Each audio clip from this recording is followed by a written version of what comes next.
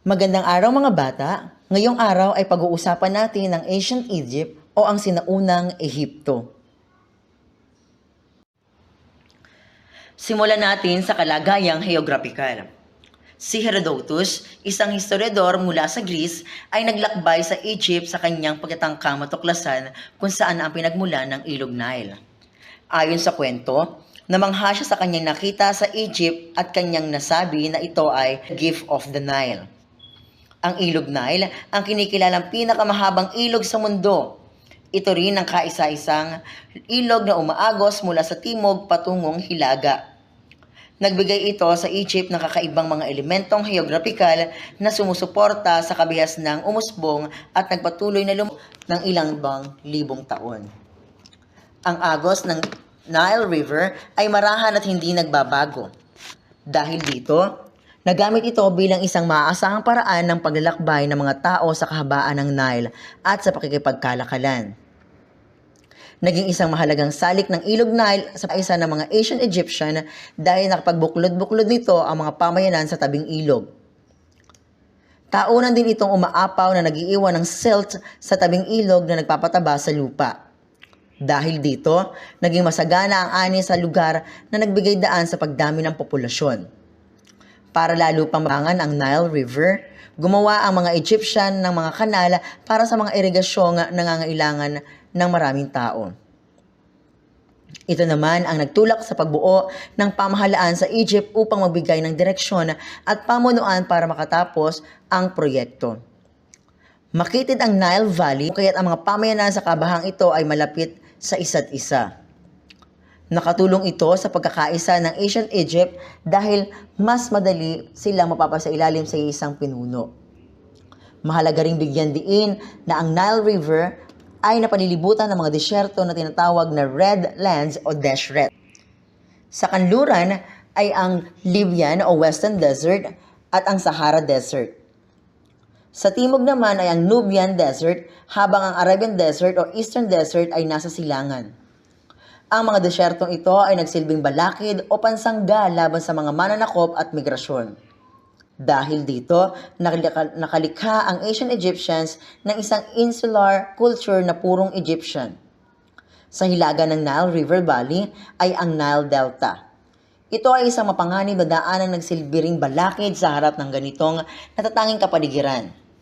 Ang Egypt ay umunlad at nakapaglinang ng isang pinakamayamang kabihasnan noong panahon. Ang relihiyon sa Ehipto. Ang relihiyon ay sentral sa buhay ng mga Egyptian. Ito ay polytheistic na binubuo ng maraming Diyos at Diyosa. Si Amon-Re or Amon-Ra ang kinikilangang pangunahing Diyos. Ayon sa kanilang paniniwala, ang anak niya ang kanyang sarili. Siya rin ang itinuturing na Diyos ng katarungan at katotohanan, tagapagdala ng kaliwanagan sa daigdig. Si Osiris ay isa ring mahalagang Diyos na pinaniniwala ang tagapamuno ng Nile at ng mga kaluluwa ng patay. Ayon sa kanilang paniniwala, pinatay siya ng kanyang kapatid na si Seth. Pinutol-putol niya ang katawan ni Osiris at itinapon ito sa ilog. Kinalat na naman ito ni Isis, ang asa ni Osiris, at binuhay siyang muli. Ang pagkamatay at muling pagkabuhay ni Osiris ay tinuturing na simbolo ng pag-apaw at pag-urong ng tubig Nile na naging napakahalaga para sa kabuhayan ng lupa sa Egypt. Dapat din bigyan diin na ang pagkamatay at muling pagkabuhay ni Osiris ang naging batayan ng pangalan ng mga Egyptian sa immortalidad at sa pagkakaroon ng buhay or life after death. Si Isis ay sinasamba bilang diyosa ng paglikha at pag-ibig. Karaniwan siyang makikita bilang isang babaeng may throne headdress. Si Horus ay isa pang mahalagang diyos na pinaniniwala ang nagkatawang tao bilang Pharaoh. Anak siya ni Isis at Osiris at karaniwang ipinapakita bilang falcon god. Si Anubis, ang jackal-headed god, ay ang Diyos ng libingan. Siya ang patron ng mga nag-eembalsamo. Siya rin ang paniniwala ang tagatimbang ng puso ng mga namatay sa harap ni Osiris. Ayon sa Egyptian, ang puso ng tao ay dapat na mas magaan kaysa sa isang balahibo katimbang ni Anubis, para ang kaluluwa o ka ay mapahintulutang manirahan sa paraiso. Kung hindi pumasa sa pagsubok na ito, ang kaluluwa ay ipapakain sa crocodile-headed god o devourer of the dead na si Amet. Naniniwala rin ang mga ancient Egyptian sa isang masayang afterlife. Sinasabi na ang masaganang buhay na matatamasa ng mga ancient Egyptian dahil sa Nile ang nagbigay inspirasyon sa paniniwala ang afterlife ay magiging masagana rin. Ang konsepto nila ng paraiso ay isang lugar na maliwanag at may matatabang bukirin at mga sagradong tubig na pinaganda ng mga lawa at mga hardin. Ang paniniwala sa afterlife ay nakaugat sa kanilang kapaligiran. Dahil tuyo ang hangin sa buong rehiyon, nakatulong ito sa pagpigil o pagpapabagal sa pag-agnas ng katawan ng mga namatay. Tila binigyang kahulugan ito ng mga ancient Egyptian bilang patunay na immortalidad.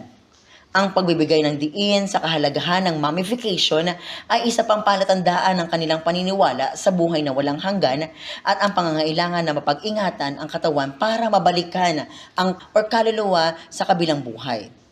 Ang namatay ay iniimbalsamo at ang laman loob ay nilalagay sa canopic jar.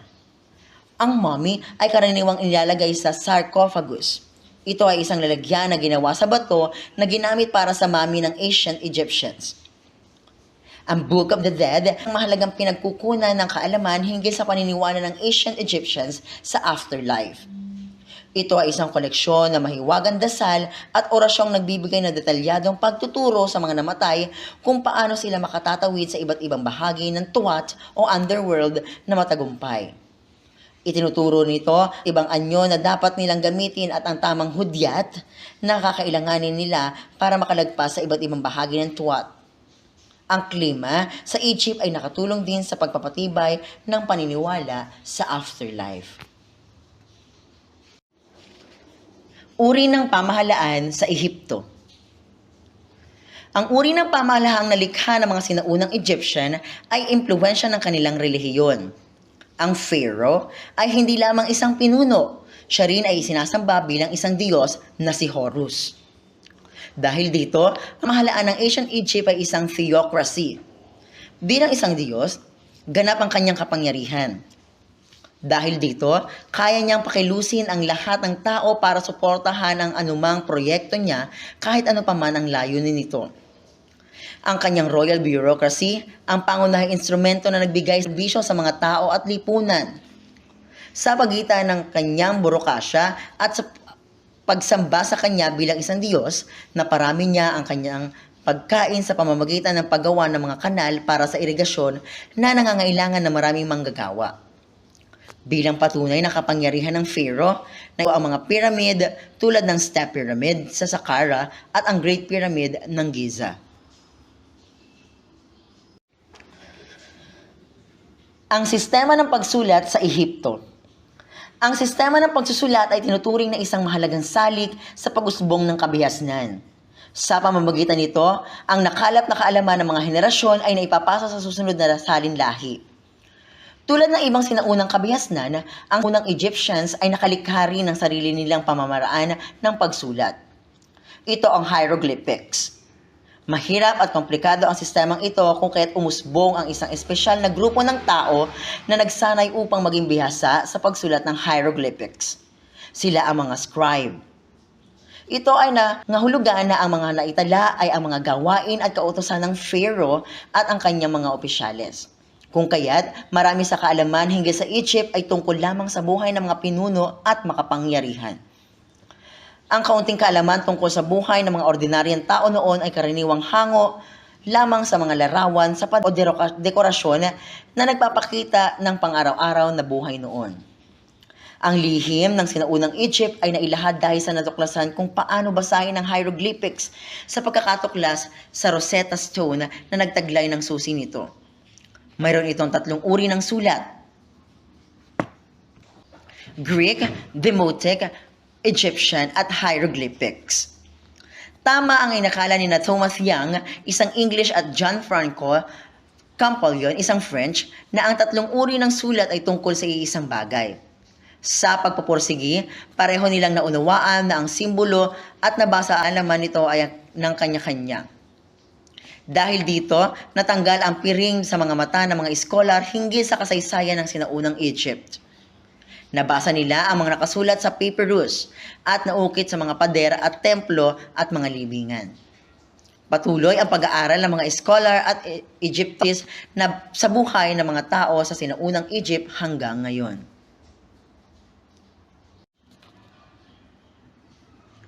Pamana ng Ehipto. Ang mga Egyptian ang lumikha ng kalendaryo na may 12 buwan na naging batayan sa modernong kalendaryo. Dahil sa paniniwala nila sa kahalagahan ng mummification, maraming natutunan ang mga Egyptians hinggil sa katawan ng tao. Ang paggawa ng mga pyramid ay nagpakita ng mga kaalaman nila sa practical geometry. Ang mga pyramid naman ang nagsilbing kaba ng kaalaman hinggil sa buhay ng ancient Egypt dahil sa mga kagamitan at kayamanang nasa loob nito. Ang bawat alahas, sandata, damit, painting, sulat sa mga dingding at haligi at kagamitang pambahay nagbigay ng mahalagang sulyap sa panahon ng mga pharaoh at ang pang-araw-araw na buhay ng mga tao noong panahong iyon. Ang paglikha ng hieroglyphics at paggamit ng papyrus para sa pagtatala ng mga nagawain, kalakal, mga batas at kautusan ay naging mahalaga sa mahusay na pamamahala ng Egypt. Ang kakaimbento ng paper at papel ang masasabing nakalalamang sa kahalagahan ng papyrus sa larang ng pagsulat. Sa ngayon, nagbago ng computer technology ang paraan ng pagtatala at pagpapadala ng impormasyon. Ang pag-iingat ng mga ito at pagpapalitan ng laman ng hindi gumagamit ng papel.